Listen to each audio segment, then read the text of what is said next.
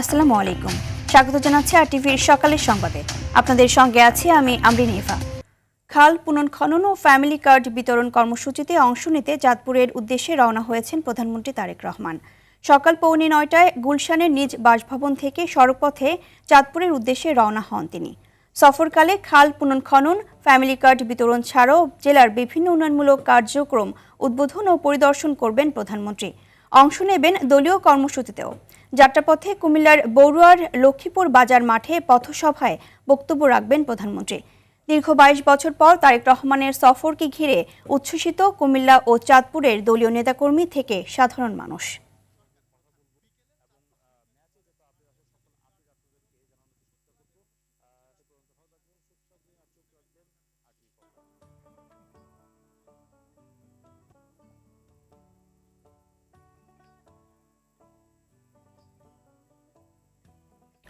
দর্শক, এই মুহূর্তে কুমিল্লার বড়ুয়ার লক্ষ্মীপুর বাজার মাঠে পথসভা স্থলে রয়েছেন সহকর্মী মাইদুর রহমান রুবেল। ইতিমধ্যে চাঁদপুরের উদ্দেশ্যে রওনা হয়েছেন প্রধানমন্ত্রী। দিনব্যাপী চাঁদপুরে কি কি কর্মসূচিতে অংশ নেবেন তিনি, বিস্তারিত জানাবেন। ইভা, চাঁদপুরে দুইটি খাল পুনঃখনন কর্মসূচিতে উদ্বোধন করবেন এবং একটি ফ্যামিলি কার্ড বিতরণ কর্মসূচিতে অংশ নেবেন তারেক রহমান। এবং যাওয়ার পথে ঢাকা থেকে চাঁদপুরে যাওয়ার পথে কুমিল্লার বরুড়ার এই লক্ষ্মীপুর বাজারে আমরা যেখানটিতে রয়েছি এইখানটিতেই প্রথম পথসভা করবেন প্রধানমন্ত্রী। এবং এই পথসভাকে কেন্দ্র করে এই এলাকায় উৎসবের আমেজ বইছে। আমরা দেখেছি আসার পথে মানুষ আসছে এই পথসভাকে কেন্দ্র করে। ইতিমধ্যে আমরা দেখেছি যে মাঠে আসতে শুরু করেছে বিএনপির নেতাকর্মী সমর্থকরা এবং তাদের নিরাপত্তা নিশ্চিত করতে সিকিউরিটি আসলে তাদের তল্লাশি করে ভেতরে প্রবেশ করার জন্য দিচ্ছে এবং গণমাধ্যম কর্মীরা ইতিমধ্যে প্রবেশ করেছে আমরা দেখেছি যে। এবং আমরা এই যেখানটিতে রয়েছি কুমিল্লার বরুড়ায়, এইখানটিতে প্রথম পথসভা করবেন এবং এটি শেষ করে যাওয়ার পথে চাঁদপুরে যাওয়ার পথে দুটি খাল পুনরায় খনন কর্মসূচির উদ্বোধন করবেন। যার মধ্যে একটি হচ্ছে বিশ্বখাল, যেটি তারেক রহমানের পিতা অর্থাৎ তৎকালীন রাষ্ট্রপতি জিয়াউর রহমান তিনি যেটি খনন করেছিলেন সেই খালটিও তিনি সচল করার কাজ করবেন। আমরা যতটুকু জানতে পেরেছি, গতকাল আমরা চাঁদপুরে এসেছি এবং চাঁদপুরের বিভিন্ন মানুষের সাথে কথা বলে জানতে পেরেছি যে এই দুটি খাল যদি পুনঃখনন করা হয় তাহলে এই খালের যে অবাধ পানি সরবরাহ নিশ্চিত হলে এই এলাকার ফসলের জমিতে ফসলের উৎপাদন আরও বাড়বে। এবং একই সাথে ফ্যামিলি কার্ডের দ্বিতীয় দফা আজকে উদ্বোধন করবেন চাঁদপুর সরকারি কলেজ মাঠে, সেটি হবে বিকেলে। মূলত আজকে চাঁদপুরে 4টি কর্মসূচি রয়েছে প্রধানমন্ত্রীর। দুটি খাল পুনঃখনন উদ্বোধন, একটি সামাজিক সুরক্ষা নিশ্চিত করতে পরিবারগুলোকে স্বাবলম্বী করার লক্ষ্যে যে প্রকল্প হাতে নিয়েছে ফ্যামিলি কার্ড সেটি বিতরণ করবেন এবং একটি সাংগঠনিক কর্মসূচিতে অংশ নেবেন সবশেষে সন্ধ্যা নাগাদ, সেটি চাঁদপুর ক্লাবে। এবং এই 4টি কর্মসূচির পরও এটি আসলে আমরা যেটি দিনের শুরুতে হবে সেটি পঞ্চম সব মিলে 5টি কর্মসূচিতে অংশ নেবেন প্রধানমন্ত্রী তারেক রহমান। এবং আপনারা নিশ্চয়ই জানেন যে ইতিমধ্যে তারেক রহমান প্রধানমন্ত্রী রওনা হয়েছেন ঢাকা থেকে তার বাসভবন থেকে গাড়ি যোগে তার যে সবার আগে বাংলাদেশ ব্র্যান্ডিং করার যে বাসটি রয়েছে সেই বাস নিয়ে, এবং তার সাথে রয়েছেন তার আরও নেতাকর্মীরা। গতকালই আমরা দেখেছি যে বেশ কয়েকজন মন্ত্রী চাঁদপুরে এসে পৌঁছেছেন। এবং আপনি জানেন যেহেতু প্রধানমন্ত্রী আসার পথে আমরা দেখে এসেছি পথে পথে নেতা কর্মীরা আসলে তাকে উষ্ণ অভিনন্দন, উষ্ণ সংবর্ধনা জানানোর জন্য রাস্তার দুই পাশে দাঁড়িয়েছে এবং যেই কারণে আসতে কিছুটা সময় লাগতে পারে। তবে আমরা যেই মাঠটিতে রয়েছি এই মাঠটিতে তার নির্ধারিত সময় 11:30, কিন্তু ধারণা করা হচ্ছে 12টার আগে এইখানে হয়তো তিনি এসে পৌঁছতে নাও পারেন।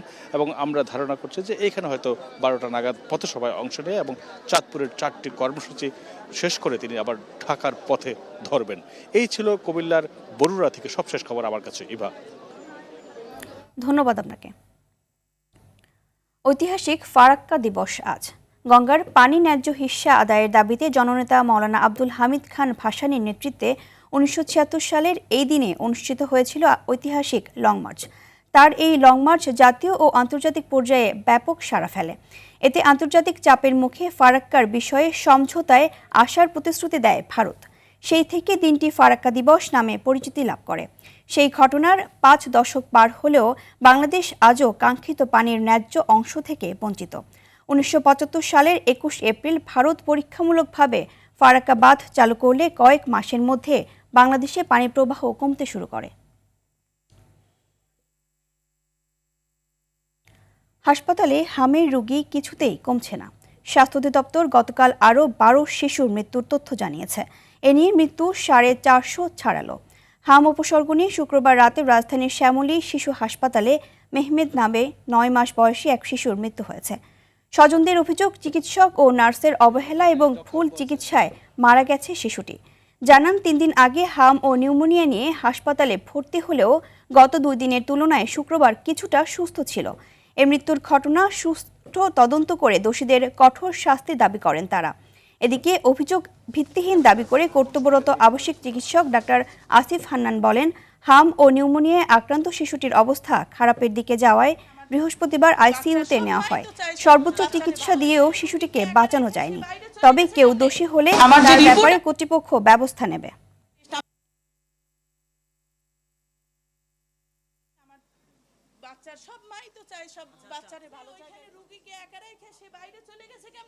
আমার যে রিপোর্ট আসছে, আমার ব্লাডের টেস্ট আমাকে দেখতে দেবে না। আমি এখানে করছি, আমি মুগ্ধা মেডিকেলে চাকরি করি, আমি মাইক্রোবায়োলজিস্ট, ঠিক আছে? সেটা আমাকে দেখতে দিবে না, কারণ আমি জানি কোনটা কত পয়েন্ট, তাইলে তো তার ধরা খায় যাবে। আজকেও যখন কনসালটেন্ট তাকে দেখে গেছে, উনি পরামর্শ দিয়েছে যে তাকে লাইফ সাপোর্টে দেওয়ার জন্য, কারণ তার ব্রিদিং প্যাটার্ন বা স্যাচুরেশন মেনটেন করতেছিল না। তো লাইফ সাপোর্টে দেওয়ার পরে বাচ্চা আরও অস্থির ছিল।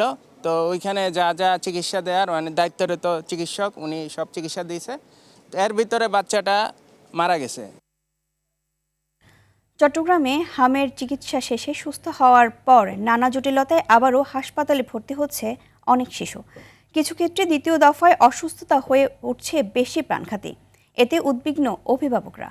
এমন পরিস্থিতিতে চিকিৎসা নেওয়ার প্রথম 1.5 মাস অধিক সতর্ক ও পর্যাপ্ত ভিটামিন গ্রহণের পরামর্শ দিয়েছেন চিকিৎসকরা। চট্টগ্রাম থেকে সাইফুল মাহমুদের পাঠানো তথ্যচিত্রে আরও জানাচ্ছেন সুলাইমান কবির। হাম উপসর্গ, নিউমোনিয়া ও ডায়রিয়ায় গত 42 দিনে চট্টগ্রাম মেডিকেল কলেজ হাসপাতালে প্রাণ হারিয়েছে 72 শিশু। একই সময়ে চিকিৎসা শেষে বাসায় ফিরেছে 533 জন। তবে সুস্থ হওয়ার কয়েকদিনের মাথায় নিউমোনিয়া, ইনফেকশন সহ অন্যান্য জটিলতায় আবারও হাসপাতালে ভর্তি হচ্ছে অনেক শিশু। আমি আসছি যে পাতুলি থেকে, আজকে 3 দিন হিসেবে ভর্তি হয়েছি। প্রথম ফুদার ছিলাম, ওখান থেকে ট্রান্সফার করে এখানে আনছে। ডাক্তাররা বিভিন্ন টিকা, যেই সরকারি যত আছে, তারা সব কিছু দিয়ে মিলিয়ে সুস্থ এখন। সরকারি মেডিকেলে সরকারি ডাক্তার থেকে ট্রিটমেন্টটা ভালো পাই, সেজন্য আমরা আসি, কিন্তু ওনাদের থেকে আমরা এটা পাই না। চিকিৎসকরা বলছেন, হামের প্রভাবে রোগ প্রতিরোধ ক্ষমতা কমায়। পরবর্তী কয়েক মাস চরম স্বাস্থ্য ঝুঁকিতে থাকে শিশুরা। অপুষ্টিতে ভোগা, টিকা না দেয়া কিংবা জনবহুল এলাকায় বসবাস করা 9 থেকে 15 মাস বয়সী শিশুদের ক্ষেত্রে পুনরায় আক্রান্ত হওয়ার হার সবচেয়ে বেশি। এক্ষেত্রে শিশুদের বাড়তি যত্নের পাশাপাশি বাবা মাকে সচেতনতা বাড়ানোর পরামর্শ চিকিৎসকদের। কিন্তু জিনিসটা এমন, যেটা একবার হবে সেটা আপনাকে মোটামুটি আজীবনের জন্য একটা ইমিউনিটি দিয়ে দিবে, কেমন? কিন্তু দ্বিতীয়বার যেটা হচ্ছে, ওই হামের কারণে আমাদের যে শরীরের রোগ প্রতিরোধ ক্ষমতাটা কমে যাচ্ছে, এর কারণে বাচ্চাটা আবার দেখা যাচ্ছে নিউমোনিয়া বা তার কোনো শরীরের অন্য অংশের কোনো ইনফেকশন নিয়ে এসে আমাদের কাছে আসছে। ঝুঁকি কমাতে আগামী 20 মের মধ্যে 3,285,000 জন শিশুকে হামের টিকা দেওয়ার কার্যক্রম শেষ করার কথা জানিয়েছেন সিটি মেয়র। 2,81,000 বাচ্চাকে কিন্তু আমরা ইতিমধ্যে মিজেলসের টিকা দিয়েছি। সো আমার মনে হয় এটা আমাদের একটা বিশাল সাকসেস রেট। শিশুদের ভিটামিন ও প্রোটিন সমৃদ্ধ খাদ্য নিশ্চিত করার পাশাপাশি স্বাস্থ্যবিধি মেনে চললে হাম পরবর্তী জটিলতা কমানো সম্ভব বলে মত চিকিৎসকদের। সুলাইমান কবির, RTV। দর্শক, হাম পরিস্থিতি নিয়ে আরও জানাতে চট্টগ্রাম থেকে সরাসরি যুক্ত হচ্ছেন সহকর্মী সাইফুল মাহমুদ। সাইফুল, হাম নিয়ে সর্বশেষ কি তথ্য রয়েছে আপনার কাছে জানাবেন? এছাড়া নিউমোনিয়ার প্রকোপও বেড়ে গেছে, এর কারণ কি আসলে এবং চিকিৎসকরা কি বলছেন জানাবেন? যে এবার আসলে যেমনটি বলেছেন, চট্টগ্রামে কিন্তু হামের প্রাদুর্ভাব কিন্তু আসলে কমার কোনো লক্ষণ দেখা যাচ্ছে না, বরং আসলে উল্টো বাড়ার দিকে যাচ্ছে। এবং একই সাথে যারা একবার আক্রান্ত হয়েছেন, আবার কেউ কেউ তাদের মধ্যে কিন্তু আসলে দ্বিতীয়বারও আক্রান্ত হয়েছেন। চিকিৎসকরা বলছেন আসলে হাসপাতালে থাকার পর রোগীরা কিন্তু পরিপূর্ণ সুস্থ হওয়ার আগেই তাদের মধ্যে একটা প্রবণতা দেখা যায়, তারা বাড়িতে চলে যাবে। যার কারণে বাড়িতে গিয়ে আসলে তারা যে পরিমাণ সেবা পাওয়ার কথা সেইভাবে সেবা পাচ্ছে না, বিধায় তারা কিন্তু দ্বিতীয়বার দ্বিতীয়বার আক্রান্ত হতে এবং দ্বিতীয়বার আক্রান্ত হওয়ার পরে তাদেরকে আবার মেডিকেল কলেজে হাসপাতালে আসতে হতে। এবং চট্টগ্রামে কিন্তু গত মার্চ মাসের শেষ দিক থেকে গতকাল পর্যন্ত চট্টগ্রামে হাম এবং হামের উপসর্গ নিয়ে 35 শিশুর মৃত্যু হয়েছে এবং এর মধ্যে সুনির্দিষ্টভাবে 6 জন শিশু কিন্তু হামে আক্রান্ত হয়ে মারা গেছেন। এই 6 জনের মধ্যে 4 জন হচ্ছেন সিটি কর্পোরেশনের বাসিন্দা এবং 2 জন সিটি কর্পোরেশনের বাইরের বাসিন্দা। এবং একটা জিনিস দেখা গেছে শুধু যে আসলে শিশু সেটাও না, এর মধ্যে যারা বয়স্ক প্রাপ্তবয়স্ক তারাও কিন্তু আক্রান্ত হচ্ছেন। তাদের মধ্যে কিন্তু 6 জন প্রাপ্তবয়স্করা আক্রান্ত হয়েছেন। তাদের মধ্যে একজন রয়েছেন ইন্টার্নি ডাক্তার, যার 22 বছর বয়স, তিনি কিন্তু হামে আক্রান্ত হয়েছেন। এবং মেডিকেলের যিনি পরিচালক তিনি বলল আসলে বিশ্ব স্বাস্থ্য সংস্থার পক্ষ থেকে কিন্তু চট্টগ্রামে একজন গাইডলাইন দিয়েছেন। সেই ডাক্তার খাদিজা তিনি বলেছেন চট্টগ্রামের 9টি স্পটকে বিশ্ব স্বাস্থ্য সংস্থা হট স্পট হিসেবে ঘোষণা করেছেন এবং যেই স্পটগুলিকে হট স্পট হিসেবে ঘোষণা করেছেন সেগুলি কিন্তু আসলে জনবসতিপূর্ণ এবং খুব ঘন বসবাস করে বিধায় সেখানে কিন্তু দেখা যাচ্ছে যে আসলে ওই এলাকার লোকজনই কিন্তু হামে আক্রান্ত হতেন। এবং হাম এবং উপসর্গ নিয়ে চট্টগ্রামে কিন্তু এখনো পর্যন্ত প্রায় 1430 জনের মতো আক্রান্ত হয়েছেন হাম এবং নিউমোনিয়া এবং সাথে বিভিন্ন উপসর্গ নিয়ে 1430 জন আক্রান্ত হয়ে চট্টগ্রাম মেডিকেল কলেজ হাসপাতাল থেকে চিকিৎসা নিয়েছেন। বর্তমানে চট্টগ্রাম মেডিকেল কলেজ হাসপাতালে হাম এবং হামের উপসর্গ নিয়ে 130 জন শিশু ভর্তি আছে, তার মধ্যে 15 জন আইসিইউতে আছেন। তবে এখানে কিন্তু আইসিইউর একটি স্বল্পতা রয়েছে। দেখা যাচ্ছে যে আসলে শুধুমাত্র সরকারি হাসপাতালগুলোর মধ্যে চট্টগ্রাম মেডিকেল কলেজ হাসপাতাল এবং একই সাথে চট্টগ্রাম জেনারেল হাসপাতাল, এই দুটি হাসপাতালে রয়েছেন আইসিইউ, এর বাইরে কিন্তু কোথাও আইসিইউ নেই। তবে একটা বিষয় জানিয়ে রাখি, সেটি হচ্ছে যে হাম কিন্তু খুব উদ্বেগভাবে কিন্তু আসলে চট্টগ্রামে বেড়ে চলছে। ডাক্তাররা বলছেন টিকার কোনো বিকল্প নেই, যত দ্রুত সম্ভব টিকা দিতে হবে এবং যারা টিকার আওতায় আসেনি তাদেরকে টিকার আওতায় আনতে হবে, তাহলে হয়তো এটার কিছুটা কমতে পারে বলে মনে করেন। সাইফুল, ধন্যবাদ আপনাকে। ঈদুল আজহাকে সামনে রেখে কোরবানি পশুর বাড়তি যত্নে ব্যস্ত সময় পার করছেন হবিগঞ্জ ও বগুড়ার শেরপুরের খামারিরা। ভারতীয় গরু আমদানি ঠেকানো গেলে লাভের আশা করছেন তারা। শ্রমিক মজুরি ও গোখাদ্যের অতিরিক্ত দাম নিয়ে দুশ্চিন্তার কথা বলছেন অনেকে। এদিকে অধিক লাভের আশায় অবৈধ উপায়ে পশু মোটাতাজাকরণ বন্ধে নজরদারি বাড়িয়েছে প্রাণী সম্পদ বিভাগ। প্রতিনিধিদের পাঠানো তথ্যচিত্রে আরও জানাচ্ছেন সাকিব আল হাসান। কোরবানিকে সামনে রেখে বিভিন্ন আকারের 3 শতাধিক দেশি বিদেশি গরু প্রস্তুত করছেন হবিগঞ্জের মাধবপুর উপজেলার আংদিউডার pure and organic dairy farm. পরিচর্যায় কাজ করছেন প্রায় 25 জন শ্রমিক। এরই মধ্যে খামারে শুরু হয়েছে ক্রেতা ও পাইকারদের আনাগোনা। ছোট ও মাঝারি আকারের পশুর পাশাপাশি ক্রেতাদের নজর কাড়ছে 1100 কেজি ওজনের এই সুঠামদেহী পুষ্পা। দাম চাওয়া হচ্ছে 10 লাখ টাকা। আমার এখানে সবচেয়ে বড় যে পুষ্পা, এটা প্রায় 1100 কেজি প্লাস। শাহিওয়াল আমার ঘরের গরু, আর আছে আপনার বেহুলা, এটাও প্রায় ধরেন 600 650। এদিকে সকাল বিকেল ঘাস, ভুট্টা, খৈল ও ভুট্টার সাইলেজ ব্যবহার করে প্রাকৃতিক উপায়ে গরু মোটাতাজা করছেন বগুড়ার শেরপুরের খামারিরা। কোরবানি উপলক্ষে বাইরে থেকে গরু আমদানি বন্ধ করা গেলে লাভের আশা খামারিদের। একই সাথে গোখাদ্যের অতিরিক্ত দাম নিয়ে দুশ্চিন্তার কথাও বলছেন তারা। গরুর পেছনে প্রায় 5 থেকে 6 জন লোক শ্রম দেয়। এখন বর্তমান বাজারে যে খাবারের দাম, এতে আমাদের গরু কিনা বিক্রি করা খুব কঠিন হয়ে গেছে। শ্রমিকেরও দাম বেশি, খাবার দাবারের সবকিছুর দামই বেশি। সে তুলনায় দাম যদি একটু ভালো থাকে তাহলে একটু লাভ হবে বলে মনে হয়। হাটে পশুর স্বাস্থ্য সুরক্ষায় কাজ করবে 6টি ভেটেরিনারি টিম। কোরবানির হাটে আমাদের প্রায় 6টা ভেটেরিনারি মেডিকেল টিম, 6টা হাটে 6টা ভেটেরিনারি মেডিকেল টিম রেডি আছে। হাট শুরু হওয়ার সঙ্গে সঙ্গে মেডিকেল টিমগুলো তারা তাদের দায়িত্ব পালন করবে, সার্বিক তত্ত্বাবধানে আমরা থাকবো। শ্রমিক মজুরি, গোখাদ্যের দাম ও অন্যান্য খরচ মিটিয়ে লাভবান হবেন খামারিরা। সেই সাথে ভোক্তার ক্রয় ক্ষমতার নাগালে থাকবে কোরবানির পশু, এমনটাই চাওয়া সবার। সাকিব আল হাসান, RTV। দর্শক, এ বিষয়ে আরও জানাতে ব্রাহ্মণবাড়িয়ার আখাউড়া থেকে সরাসরি যুক্ত হচ্ছেন সহকর্মী সাদ্দাম হোসেন। সাদ্দাম, কোরবানির ঈদকে সামনে রেখে খামারের প্রস্তুতি কেমন চলছে এবং সীমান্ত এলাকায় হওয়ায় ভারতীয় গরু প্রবেশের শঙ্কা দেখছেন কিনা জানাবেন। আপনাকে ধন্যবাদ। আমরা যেমনটা দেখছিলাম, আমাদের সাকিব ভাই যে প্রতিবেদনটি আমরা দেখছিলাম, আসলে সারা দেশে নিয়ে ব্রাহ্মণবাড়িয়ার যে কসবা আখাউড়া বিভিন্ন যে সীমান্তবর্তী এলাকা রয়েছে সেই এলাকার যে খামারিরা আছেন তারা কিন্তু একেবারেই শেষ সময়ের যে প্রস্তুতি তাদের যে খামারের যে পশুগুলো রয়েছে অর্থাৎ কোরবানির যোগ্য যে পশুগুলো রয়েছে সেগুলো মোটাতাজাকরণ কিন্তু একেবারেই প্রাকৃতিক উপায়ে গোখাদ্যের যে সঠিক পরিচর্যা ব্যবহার এর মধ্য দিয়ে কিন্তু তারা গরু মোটাতাজাকরণ করছেন। আমি একটি খামারে রয়েছে, এখানকার খামারের মালিকের সাথে কথা বলেছি, তিনি যেমনটা বলছেন যে আসলে গত বছরের তুলনায় এবছর কিন্তু গোখাদ্যের দাম অতিরিক্ত, অর্থাৎ প্রতিটি বস্তায় গোখাদ্যের বস্তায় 500 থেকে 600 টাকা বেশি হয় কিন্তু তারা বিপাকে পড়ছেন। এবং তারা আরেকটি বিপাকে আছেন, আপনি নিশ্চয়ই জানেন যে সীমান্তবর্তী এলাকায় প্রতি বছরই তাদের অভিযোগ যে ভারত থেকে ভারতীয় গরু অবৈধভাবে বাংলাদেশে প্রবেশ করে, যে যার ফলে এখানকার যে স্থানীয় যে হাটগুলো রয়েছে, যেহেতু কোরবানিকে কেন্দ্র করে বিভিন্ন হাট বসে, এই হাটগুলোতে ভারতীয় গরু অবৈধ ব্যবসায়ী যারা রয়েছেন, মৌসুমী ব্যবসায়ী, তারা কিন্তু এখানে এনে অল্প দামে বিক্রি করে, যার ফলে এখানকার যারা খামারে রয়েছেন তারা কিন্তু তাদের ন্যায্য দাম অর্থাৎ তারা যে দামটুকু পাবার কথা সেই দামটুকু পাচ্ছে না।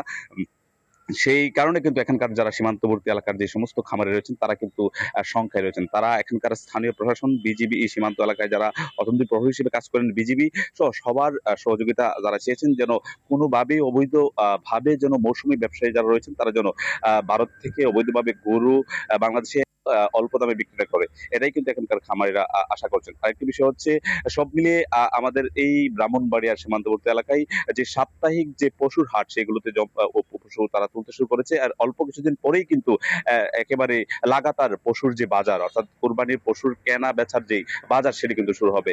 এবার তো এই ছিল ব্রাহ্মণবাড়িয়ার আখাউড়া সীমান্ত এলাকা থেকে কোরবানির পশুর যে সর্বশেষ অবস্থা, থেকে আমার কাছে সর্বশেষ। ধন্যবাদ আপনাকে। আগামী 28 মে পবিত্র ঈদুল আজহা ধরে চলছে বাস ও ট্রেনের অগ্রিম টিকিট বিক্রি। যাত্রীদের সুবিধার্থে এবারও শতভাগ আসনের টিকিট অনলাইনে বিক্রি করা হচ্ছে।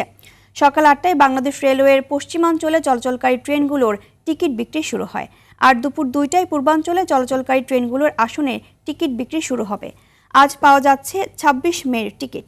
27 মের আসনে টিকিট বিক্রি হবে কাল।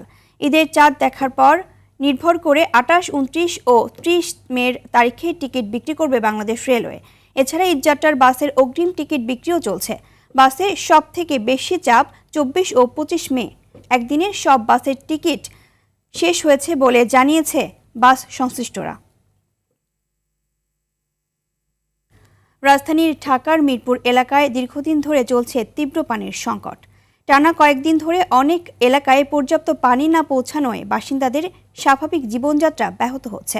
একদিকে গরম ও শুষ্ক আবহাওয়া, অন্যদিকে সরবরাহ ব্যবস্থার দুর্বলতা মিলিয়ে পরিস্থিতি আরও জটিল হয়ে উঠেছে।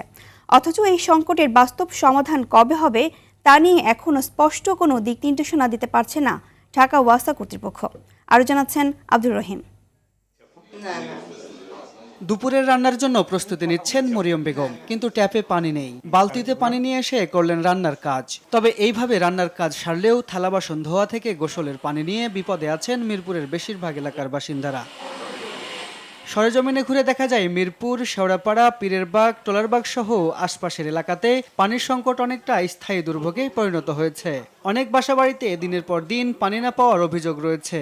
রান্না বান্না করতে অনেক কষ্ট হয়, কিনে আনতে হয় পানি। বাচ্চা কাচ্চা নিয়ে আমাদের প্রায় 1-1.5 মাস ধরে পানি নেই। বাচ্চা পোলাপান নিয়ে অনেক কষ্ট করতে আছি। ওয়াসার অফিসে একবার গেছিলাম, তো ওখানে পানির সিরিয়াল দিয়ে আসছি, তাও পানি পাই না। এভাবে তো কষ্ট করে তো চলা যায় না। পানির সংকটের কারণে অনেক এলাকায় ট্রাক বা বোতলজাত পানি কিনে দৈনন্দিন কাজ চালাতে হচ্ছে।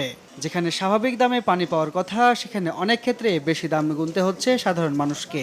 এতে নিম্ন আয়ের পরিবারগুলো সবচেয়ে বেশি আর্থিক চাপে পড়েছে। ওয়াসা এই ব্যাপারে কোনো ব্যবস্থা গ্রহণ করতেছে না।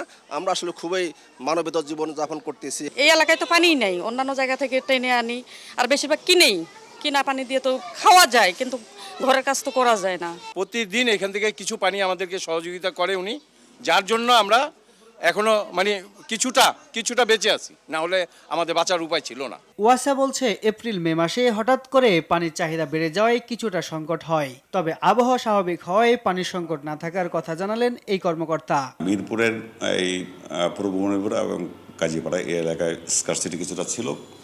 এপ্রিল মেতে ড্রাই সিজনটাতে একটু সমস্যা দাঁড়ায়, তো ওখানে আমাদের একটা গোবিন্দনগর চালু হয়ে গেছে, স্কারসিটি এখন নাই। আর আরেকটা কাজ চলমান আছে, এখানে আর কাজটি করার সম্ভাবনা নেই। তথ্য বলছে ঢাকা ওয়াসার অধীনে থাকা 1331টি গভীর নলকূপের মধ্যে প্রায় 200টি যান্ত্রিক ত্রুটির কারণে বন্ধ রয়েছে। এতে করে মোট উৎপাদন সক্ষমতা উল্লেখযোগ্যভাবে কমেছে। এর ফলে ভোগান্তি পোহাতে হচ্ছে ভোক্তাকেই। আব্দুর রহিম, RTV, ঢাকা। দেশে প্রথমবারের মতো স্থলভাগে 5,600 মিটার গভীর থেকে প্রাকৃতিক গ্যাস উত্তোলনের কূপ খননের কাজ শুরু করেছে Bangladesh gas field company limited. কূপটির 4টি স্তরে প্রায় 2 TCF বা ট্রিলিয়ন ঘনফুট গ্যাস পাওয়ার আশা করছে BGFCL কর্তৃপক্ষ। গ্যাসের খোঁজে ব্রাহ্মণবাড়িয়ার চীনা ন্যাশনাল কোম্পানির সহায়তায় চলছে বিশাল কর্মযজ্ঞ। এটি সফলভাবে সম্পন্ন হলে জ্বালানি খাতে নতুন ইতিহাস তৈরি হবে বলে মনে করছেন বিশেষজ্ঞরা। তৌহিদুর রহমানের রিপোর্ট। ব্রাহ্মণবাড়িয়ার নন্দনপুর এলাকায় তিতাস গ্যাস ফিল্ডের 31 নম্বর কূপ খননের কাজ চলছে জোরে সোরে। গত 19 এপ্রিল কূপের খনন প্রক্রিয়া শুরু হয়েছে। সময় লাগতে পারে অন্তত 210 দিন। 1984 সালে তিতাসে 5 কিলোমিটার কূপ খননের কথা থাকলেও প্রযুক্তিগত সুবিধা না থাকায় তা করা সম্ভব হয়নি। তবে এখানে 2682 অশ্বশক্তির রিগ ব্যবহার হচ্ছে, যার ফলে উচ্চ চাপের মধ্যেও অনুসন্ধান কার্যক্রম চালানো যাবে। এতে মাটির গভীরে গ্যাস পাওয়ার সম্ভাবনা আরও বেড়েছে। প্রেসার এবং টেম্পারেচারটাকে ওভারকাম করে, অর্থাৎ জিওলজিক্যাল যে হেটারজেনিটি আছে, high pressure zone, over pressure zone আছে, এইটাকে মিটিগেট করে ড্রিলিং করাটাই হচ্ছে চ্যালেঞ্জ। এই ধরনের প্রবলেম মিটিগেট করার জন্য যে সকল টেকনোলজি লাগে, যেমন ম্যানেজ প্রেসার ড্রিলিং, তারপরে প্রেসার ওয়াইল ড্রিলিং, এই সকল সব কিছুই এই প্রজেক্টের ভিতরে আছে। আগের 4900 মিটার পর্যন্ত কূপ খননের রেকর্ড ছিল। এবার 5600 মিটার গভীর থেকে প্রাকৃতিক গ্যাস উত্তোলন করা হবে বলছেন বাংলাদেশ গ্যাস ফিল্ডের ব্যবস্থাপনা পরিচালক। এই 4টা প্রসপেক্টের সম্মিলিত যে রিসোর্স দেখানো হয়েছে সেটা হচ্ছে অ্যারাউন্ড 2 TCF। পাশাপাশি আরও যে 3টা কূপ খনন হচ্ছে, তিতাস 28, 29 এবং 30, এইসব সাকসেসফুল হলে আমাদের উৎপাদন আরও কিছু বাড়বে। তখন হয়তো একটা কমফোর্টেবল জায়গাতে আমরা যাবো আর কি। 3D সিসমিক প্রতিবেদন অনুযায়ী এই কূপে 4টি স্তরে গ্যাসের সম্ভাব্য হাইড্রোকার্বন লেয়ারের উপস্থিতি আছে বলছেন এই প্রকৌশলী, যেগুলোর নাম দেওয়া হয়েছে ভুবন 1, বড়াইল 1, বড়াইল 2 এবং বড়াইল 3। 3700 মিটারের নিচে আরও 4টি স্তরে এই হাইড্রোকার্বনের উপস্থিতি, সার্ভের রিপোর্ট অনুযায়ী সেখানে হাইড্রোকার্বনের উপস্থিতি রয়েছে। বাংলাদেশে প্রথম যে 4টে গভীর কূপ হচ্ছে, তার ভিতরে প্রথম হচ্ছে তিতাস, তারপরে বাখরাবাদ 11, এরপরে যাবে শ্রীকাইলে এই রিগ দিয়েই, এরপরে যাবে হচ্ছে মোবারকপুর। প্রকল্প ব্যয় ধরা হয়েছে 594 কোটি টাকা। এই 4টি কূপ খনন প্রক্রিয়া সম্পন্ন হলে চলমান জ্বালানি সংকট মোকাবেলায় যেমন গুরুত্বপূর্ণ ভূমিকা রাখতে পারে, তেমনি বিশ্বব্যাপী জ্বালানিতে নতুন করে বাংলাদেশের সক্ষমতাও জানান দেওয়া সম্ভব হবে। Touhidur Rahman, RTV, Titas gas field, Brahmanbaria. Liver সংক্রান্ত জটিলতায় আক্রান্ত হয়ে ভারতের চেন্নাইয়ে চিকিৎসাধীন অবস্থায় মারা গেছেন জনপ্রিয় কন্টেন্ট ক্রিয়েটর, চিত্রনাট্যকার ও তরুণ অভিনেত্রী কারিনা কায়সার। উন্নত চিকিৎসার জন্য ভারতের চেন্নাইয়ে নেওয়ার পর আজ সেখানে চিকিৎসাধীন অবস্থায় মারা যান তিনি। লিভার সংক্রান্ত জটিলতায় কয়েকদিন ধরে সংকটাপন্ন ছিলেন কারিনা। প্রথমে রাজধানীর একটি বেসরকারি হাসপাতালে লাইফ সাপোর্টে রাখা হয় তাকে। পরে উন্নত চিকিৎসার জন্য গত সোমবার রাতে এয়ার অ্যাম্বুলেন্সে ভারতের চেন্নাইয়ে নেওয়া হয়। সেখানে ভেলোরের খ্রিস্টান মেডিকেল কলেজ হাসপাতালেই মারা যান তিনি।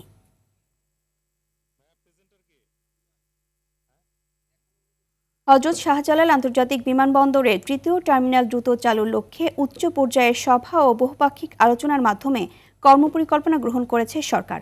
টার্মিনালটির 98% নির্মাণ কাজ শেষ হয়েছে এবং এটি 2026 সালের ডিসেম্বরের মধ্যে পুরোপুরি চালু করার লক্ষ্য নিয়ে কাজ চলছে। জাপানি কনসোর্টিয়ামের সাথে পরিচালনা ও রক্ষণাবেক্ষণ চুক্তির বিষয়গুলো নিয়ে আলোচনা চূড়ান্ত পর্যায়ে রয়েছে। প্রধানমন্ত্রী তারেক রহমান যাত্রী সেবার মান উন্নয়ন ও পরিচালনা দক্ষতা বাড়ানোর জন্য দ্রুততম সময়ে টার্মিনালটি চালুর নির্দেশ দিয়েছেন। পররাষ্ট্র মন্ত্রণালয়ে জাপানি প্রতিনিধি দলের সাথে এম্বার্কেশন ফি, আপফ্রন্ট ফি এবং রেভিনিউ শেয়ারিং নিয়ে বিস্তারিত আলোচনা হয়েছে। তৃতীয় টার্মিনাল পরিচালনা ও রক্ষণাবেক্ষণের জন্য জাপানি প্রতিষ্ঠানের পাশাপাশি গ্রাউন্ড হ্যান্ডলিংয়ে আন্তর্জাতিক মানের প্রতিষ্ঠান যুক্ত করার পরিকল্পনা রয়েছে।